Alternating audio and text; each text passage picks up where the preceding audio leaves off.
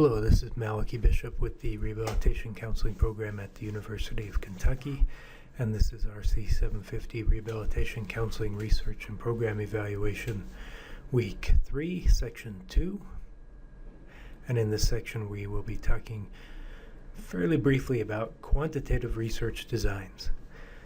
In the next section we'll be talking about qualitative research and qualitative research designs.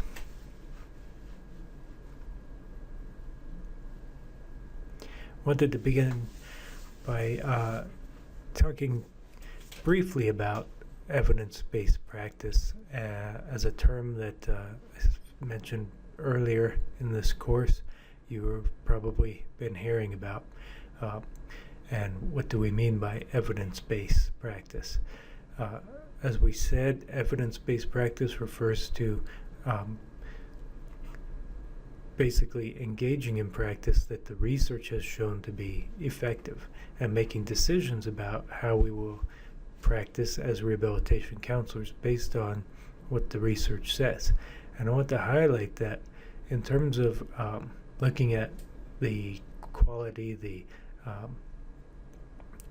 credibility of research in terms of making practice decisions based on it, there are several levels that have been identified. The most valuable and the most reliable and important sort of evidence is called level 1 evidence, and this is based on strong evidence from at least one systematic review or meta-analysis, which is a study that looks at a number, sometimes a large number, of research studies that have been done, and comes up with a sort of summary in statistical form of how much the evidence suggests, how much the research suggests, how strong the research suggests the evidence is. So level 1 is based on a meta-analysis of a lot of studies of a particular kind, well-designed, randomized, controlled trials. Level 2 evidence is strong evidence from at least one properly designed, randomized, controlled trial of appropriate size. And when we talk about randomized control, we're talking about experimental designs, which we'll be talking about in a few minutes. And I want you to think about, as we're talking about the experimental designs, how often in your reading of the rehabilitation counseling research do you see studies that are based on randomized controlled trials? I would suggest it's not often enough. Level 3 is evidence from well-designed trials without randomization, and these can be single group, pre-post, or cohort, or time series, or matched case controlled studies. And we'll be talking about these different designs, but these would be non-experimental designs. Level 4 evidence from well-designed non-experimental studies from more than one center or research group. So these would be other forms of studies that are non-experimental, non-quasi-experimental. So they could be descriptive studies, for example, but they are from more than one center or research group. And then level 5 evidence is opinions of respected authorities based on clinical evidence, or descriptive studies, or reports of expert committees. And I would suggest that probably the majority of research in the rehabilitation counseling professional journals that you'll be reading is based on level 4 and 5 evidence. Less often do we see experimental, randomized control designs, and you're starting to see more, and I think that's fortunate. But I think that's an important thing to be aware of, the importance of first evidence-based practice, and the idea that what we do should be supported by the research that suggests that we are doing the most effective, we're using the most effective practices as rehabilitation counselors. But the need really to do more experimental research in our evaluation of the interventions that we're using. So now let's talk about some of these designs, and then you can think about that again when we're finished in terms of where we are right now in the rehabilitation counseling research in terms of this evidence base. So we're going to talk about several research designs, quantitative research designs, beginning with descriptive research designs, which have the following characteristics. First, the goal of the research is to describe a situation. It can be a current situation or something that happened in the past, but basically we're just trying to describe what happened or what is happening. There is no experimental manipulation, and frequently we use descriptive research to look at behaviors, beliefs, attitudes, and opinions. For example, I'll come back to the example in a second. Data are presented in terms of descriptive statistics. So if you're reading a descriptive research design article, you'll see the data presented in terms of things like percentages, means, frequencies. So that will be a clue that you are reading a descriptive research article. Examples of descriptive research include surveys. For example, a survey of employer attitudes. That would be a study designed to figure out what's happening, to describe the situation. We don't know what the employer's attitudes are about, for example, hiring people with a certain kind of disability. So we might conduct a survey to evaluate employer attitudes. You can look at archival research, which means research that already is in existence. It can be historical research, it can be more recent research, but it's data that already exist, and we can access them and then describe them. So for example, let's say we wanted to know what most people complained to CRC ethics committee about. We could go back into the CRC ethics committee complaints, and we could describe what we see most frequently, next most frequently, and so on. Longitudinal research is research that looks at changes over time, and this could be, for example, changes in quality of life 2 years post-diagnosis with some condition or disability. It could be looking at the impact of spinal cord injury over time. So it's research that looks at changes over time, again, describing the situation. Experimental design research. The goal here is to allow testing of hypotheses by examining group responses to an experimental manipulation while controlling all the other factors that may affect the results.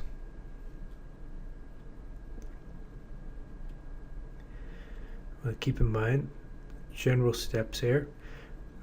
Experimental designs include randomly assigning the participants to either an experimental or a control group generally. Sometimes we might have more groups than that, but there's generally one group that is going to receive the intervention or receive the experimental manipulation, and then that would be the experimental group, and then a control group that does not receive the intervention or experience the manipulation. Then there is some intervention or experimental manipulation that they will or will not experience, and then we measure the differences between the two groups to see if there is a difference. And the purpose of designing an experiment this way is to be able to say that the difference between the two groups, if we find one, is due to the experimental manipulation and not to anything else. So we use this design, as I said, to control for all the other factors that might affect the results. In order to make the strongest case that any differences that we find between the experimental group and the control group are due to the experimental manipulation and not due to something else, we minimize or control for all those other differences that may exist between the groups. And the most effective method for us to do this is to use random assignment. if we do a study and we sort people into two groups, let's say we're sitting in a classroom and I say this side of the room on my right will be the control group, and this group on the left will be the experimental group. You may have a situation where let's say a lot of the female students were sitting just by the way that they came in, the groups that they came in, let's say, they all ended up being, or most of them ended up being on one side of the room. So you have males, mostly males in one group and mostly females in another group. You can see if we then did a study and we gave the experimental group some intervention, some treatment, and then we measured the effect of the treatment, you could say that the result, if we found one, if we found some difference, was due to the treatment that we gave the experimental group. But you would also have to realize that most of the people in that group ended up being females, and most people in the control group were males. And so you wouldn't know if your results were due to the fact that you gave them some treatment, or if it was based on the gender of the participants. So to avoid situations like that, we would randomly assign people to be participants in either the control or the experimental group. So rather than saying this half of the room is in one group and this half in the other, we would use some method of randomly selecting the students into the two groups. And that way, any systematic difference that we found between the two groups would be based on experimental manipulation, and we would probably find that they were mixed in terms of gender and other variables that might affect the results. And so this is the most effective method for us to minimize or control for all those differences that might affect the results. So keep in mind, experimental research designs are characterized by control, generally random assignment of participants, and in this way we hold constant or control all those variables that lead to differences between the groups. Manipulation or intervention of the independent variable, the variable that you want to be different between the two groups, and then we observe the effect of the independent variable after the manipulation, and we see if there's a difference. There are a number of different ways that you can design an experimental study. One of the commonly used is called the pre-test, post-test control group design. And I have an example here of what that would look like. Let's say we want to test the effect of watching a 10-minute video on the benefits of hiring persons with a disability on employers' attitudes about hiring people with disabilities. So we're suggesting that employers who watch this 10-minute video will be have more positive attitudes about hiring people with disabilities than employers who do not watch the video. And we want to test that and see if it's accurate. So what we might do is recruit employers. We would randomly sort them into two groups, a control and an experimental group. And then both groups, before they watch the video, would complete a pre-test, and we would have them complete a test about attitudes about hiring people with disabilities. The experimental group then would watch the video, and the control group would not watch this 10-minute video. So they didn't receive the intervention. The experimental group did receive the intervention, and then both groups complete a post-test. And then we would look at the scores on the tests, pre and post-test scores. They'd be evaluated for change differences between the groups. And that's the pre-test, post-test control group design. Frequently, you'll also see just a post-test only design. And this is essentially the same process. The only difference is we don't give them the pre-test. So we bring the employers in, we randomly assign them to two different groups, and then the experimental group watches the video, and then they would take the test. Both groups would take the test after the manipulation. And we would look at the scores to see if there was a difference between the two groups. the idea is that pretest is unnecessary because we did the random assignment. So the pretest is really just a way of confirming that there were no differences beforehand. It's a good idea, but theoretically not necessary as long as we use random assignment to sort people into the two groups. All right, the third design is called quasi-experimental design. The goal of quasi-experimental design is to approximate experimental research when random assignment is not possible.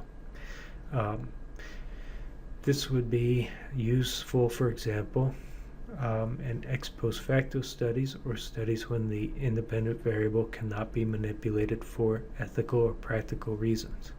So what does this mean? Let's look at practical reasons. An example would be, let's say I wanted to find out if students in our distance learning program get better scores or are more likely to pass the CRC exam than students in our campus program.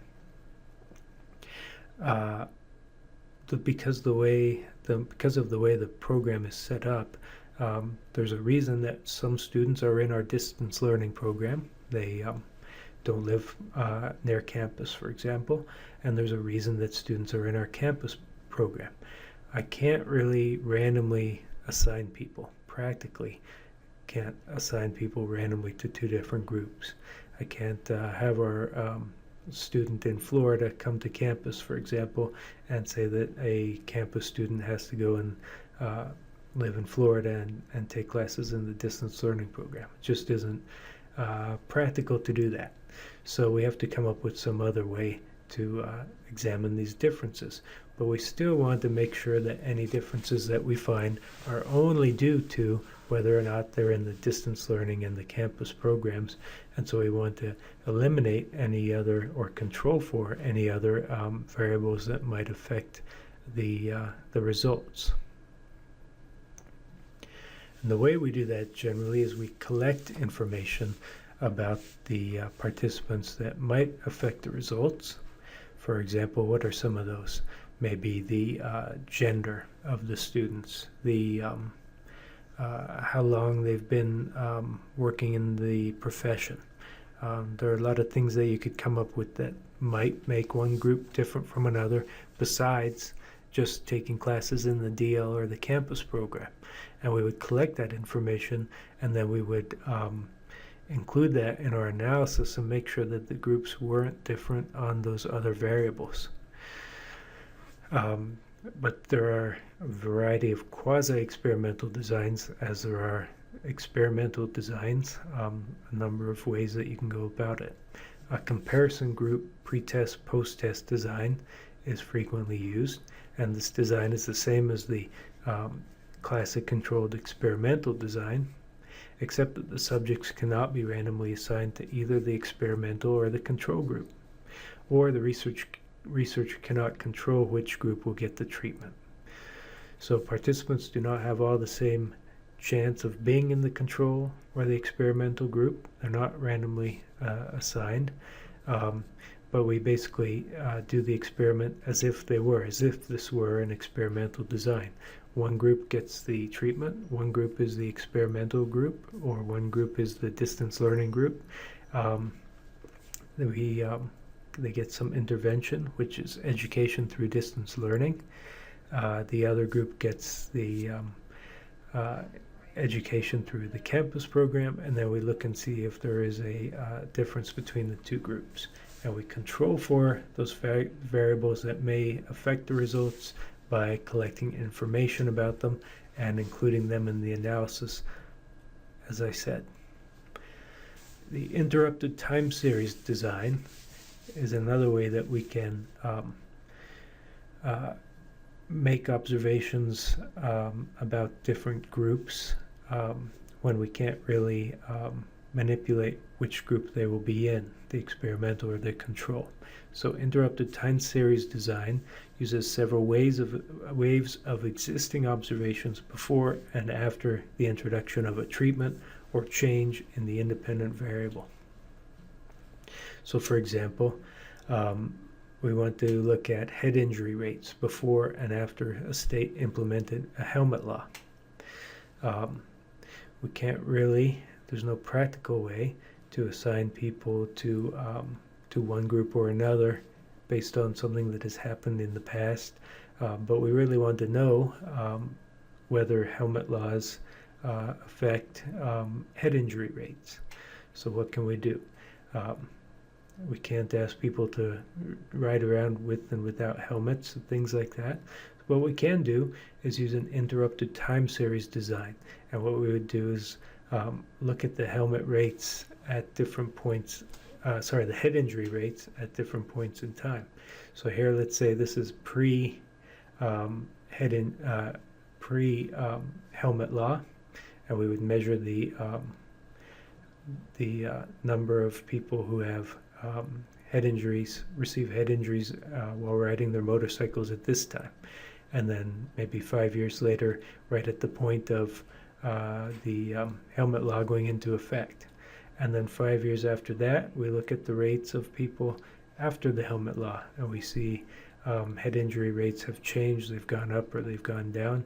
And then 5 years later, we look at it again. This would actually be generally, this would represent a situation where the helmet law, as in Kentucky, was eliminated. And actually, you would see head injury rates go up after the helmet law was eliminated. So basically, the idea here is you're not looking at the same group over time, but you're looking at rates over time. You might look at vocational rehabilitation outcome rates for people with highly stigmatized disabilities, and maybe you think attitudes have changed over time. You can't go back in time and start measuring people, but maybe if you have data about VR outcome rates, you have that data for different years, then you can look at people with, say, HIV/AIDS in 1985, 1990, 1995, and so on every 5 years. And you can see if there are differences based on point in time. Correlational design studies, the goal is to investigate the extent to which variables vary together, or the extent to which they're related. In other words, the extent to which variation in one factor corresponds to variations in one or more other factors. And what we're interested in here is the magnitude or size of the relationship, size of the correlation coefficient. And we'll be talking about the correlation coefficient a bit more in a couple of weeks.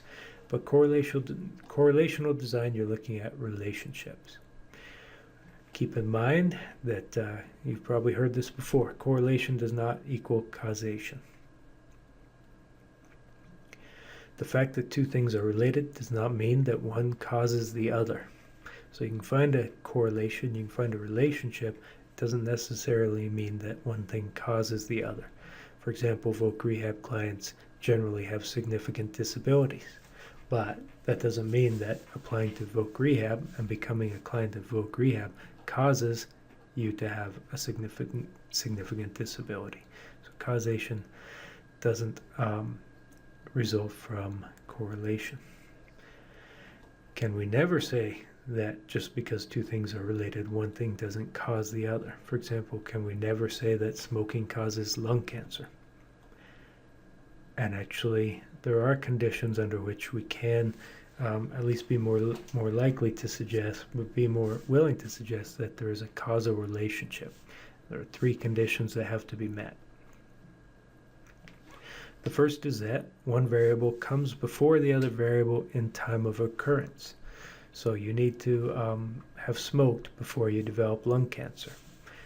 In order to state that education, for example, is causally related to increased income. So in order to say that people who get more education, who get higher levels of education, are more likely to have increased income, so education causes increased income, it is necessary first to show that people had the education before the higher income. Second condition is that there must be a logical reason for the variables to be related.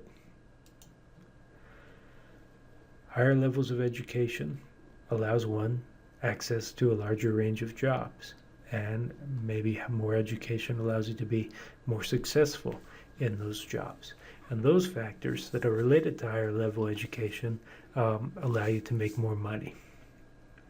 So there's a logical reason for that relationship to exist. And if you meet that condition, then you're on your way to suggesting causation.